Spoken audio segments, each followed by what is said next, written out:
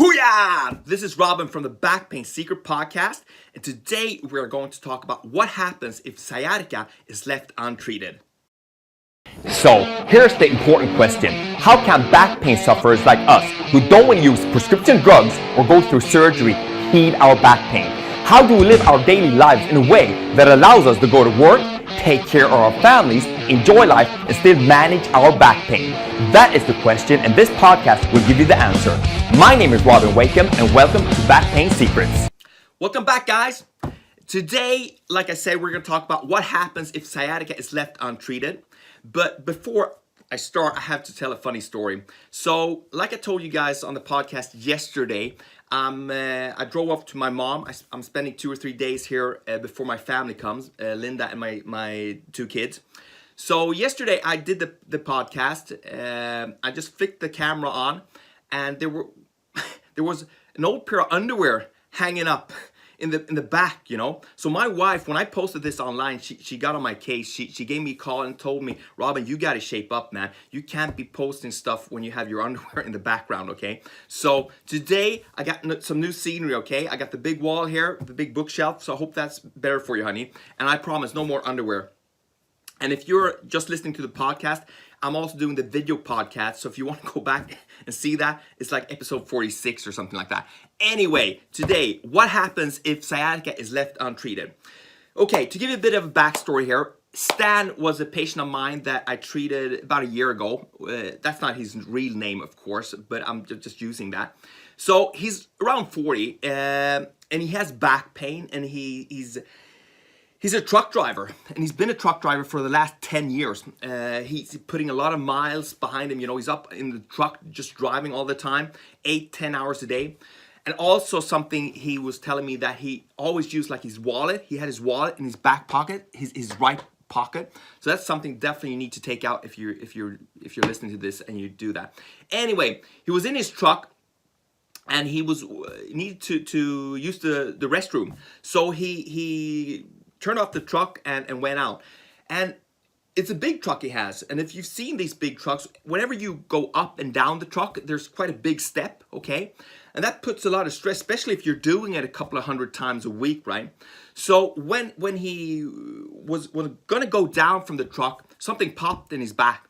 It was so bad that he actually had to stand and just catch his breath before he continued to the restroom. It was like a sharp pain in his buttock, more or less like someone shoved a knife into his right buttocks. And he didn't really think too much about it, you know. He said, well, I probably pulled a muscle or something like that. So he continued, he went to the bathroom, he went up to the truck again, he took some painkillers, and he just continued to drive. And this went on for a few months, but the pain started to also increase, go up to his back. And he started to feel a little tingling sensation in his left thigh or right thigh, okay? But he continued to drive, but during the night, it was hard for him to find a comfortable position. And it was also hard for him to sit and drive the truck, actually, you know. So he went in to his doctor, and the doctor told him, you know, we're going to do an MRI.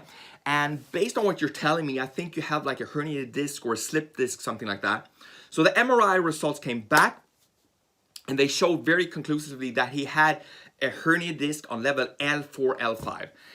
Very, very common place. So this was like the worst news he's ever had, especially at this time in his life. Internally, guys, he felt really frustrated, angry, and he blamed himself, you know, because his wife, his kids, they were on him, you know, constantly. You need to move around, Stan, a bit more, you know. You need to think about what you eat. He was quite overweight. He was over like 200 pounds, and he was ignoring his diet. So he knew that he needed to do this switch, okay? The problem was that he was feeling a lot of stress because he had this truck, and it was his own truck, and he just purchased another truck. And he had a friend that was driving that, but he needed to do quite a lot of driving for him to get his company up and running, you know, especially when he bought this new truck. So he had this stress. But externally, when I met Stan, he was like cracking jokes. He was making like fat jokes about himself. He was more or less trying just to use comedy or humor to take stress off, and just make fun of everything around him, not so he should feel less stress, you know. And that could work for a while, you know, but it's not good to do that, okay, guys. Especially if you have a problem, you know, you need to be able to laugh at it and maybe even crack a few jokes, but you can't like that be your standard thing for everything that comes up, you know. It's just a joke. I'm fat, I'm lazy, I don't want to move around. It's not good for you, you know, especially if you're doing constantly day in and day out. You should be very careful what you say about yourself, you know, because that stuff that gets internally, it destroys you, you know, and you're just putting yourself down. But that's the way Stan was, you know. He's always cracking jokes about himself. So anyway, like this is a month back, month and a half maybe. He was on the road, and he'd been out like driving for 10 days, not straight, but he was on the road, you know. He's sleeping in the little cabin in the truck. He was eating a lot of crap, and he was drinking, you know, also, not while he was driving, but he was telling me that he drank like 5 or 6 cans of beer every night before he went to sleep there, and he was eating and he wasn't moving, and it was just horrible. And the stuff, what happened was that he started to feel this radiation all the way down to his foot now, you know. And the pain was so bad that even like strong painkillers that he had prescription for, they weren't helping him at all. And also the thing was that when he was taking these strong pain medications, he couldn't really drive on them. He had problem focusing and stuff. So he understood that that wasn't good. That wasn't like a long-term solution for him to eat these pills and just trying to do this kind of work, okay? So he was really, well, say at least when he came into me, you know, he was quite down around the whole thing. It was just destroying him that he had this chance now he had worked a few years to make enough money to get this extra truck up and running, so someone else could drive that. He could make more money.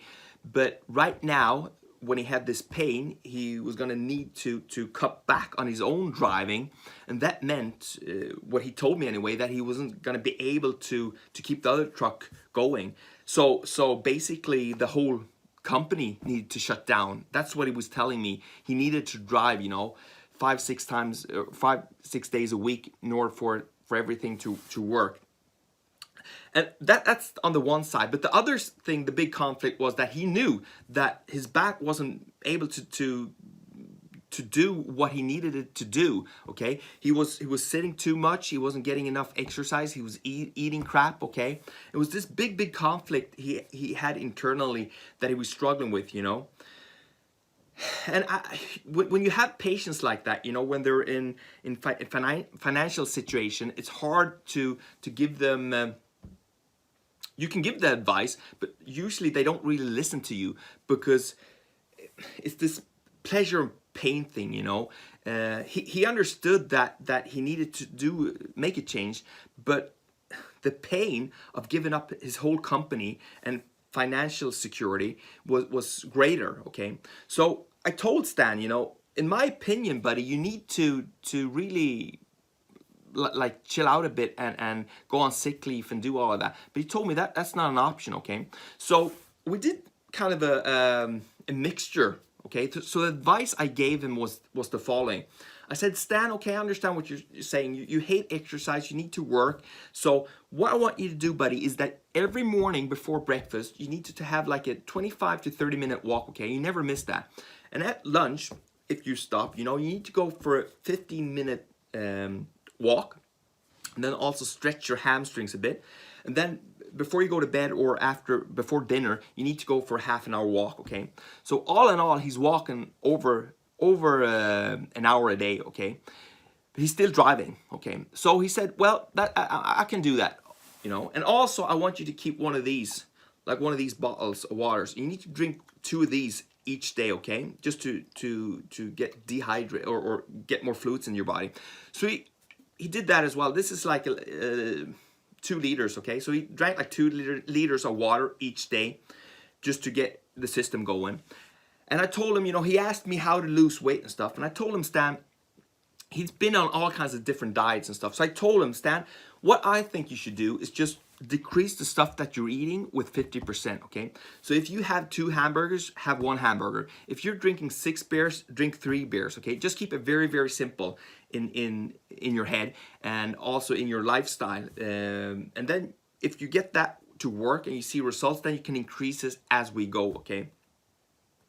So a lot of times when you have patients, back pain patients, and they come in with these crazy goals, you know, they want to like do all, like get a super body in 30 days and stuff, but they're not really willing to put in their work, or their lifestyle is in a way that it's not possible for them to do that right now, and they haven't really made the decision 100% to make the switch for a more healthier lifestyle. Then it's better, in my opinion anyway, to do it gradually, okay?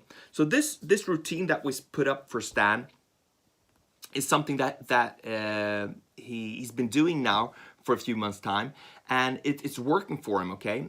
He could do more, of course, but this is something that he can do right now. And he came back to me, we had a chat on the phone, and he was telling me that he's made a 2-year plan now. The 2-year plan for him is to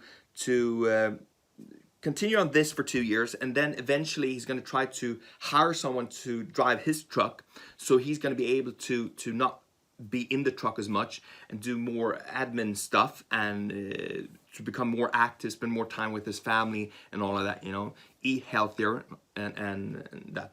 So hopefully that's going to work out for Stan, you know. But back to the question, what happens if sciatica is left untreated? Well, guys, it's not good if the sciatica nerve if you have pressure on the sciatica nerve like for months and years. You can definitely get permanent damage, okay? But if you've had if you've had pressure on the nerve and you feel this tingling sensation more than 3 months, you should definitely visit like a physiotherapist or a doctor or something to get it checked out, okay?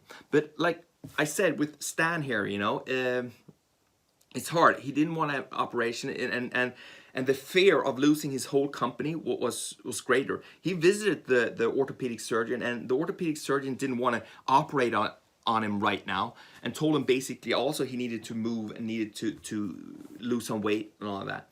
But we'll see what happens with Stan, you know, but he's moving in the right direction. And what I'm getting at here, guys, is that if you're the type of person that don't really like exercise, and you know you overeat and you have like a bit of extra weight on, don't be too hard on yourself, okay? Do things gradually then. It's better just to keep it very, very simple and not put too much stress on it, and build up gradually so you can do more and more, okay? Okay, guys, that's it for today. Take care, I love you, and I'll see you tomorrow. And guys, remember, you're just one step away from healing your back pain. Bye-bye. Want more back pain secrets? Then go ahead and get your free copy of my best-selling book, Back Pain Secrets, at backpainsecrets.com. Inside this book, you will find my top secrets to healing your back pain without prescription drugs or surgery that have helped thousands of other people just like you.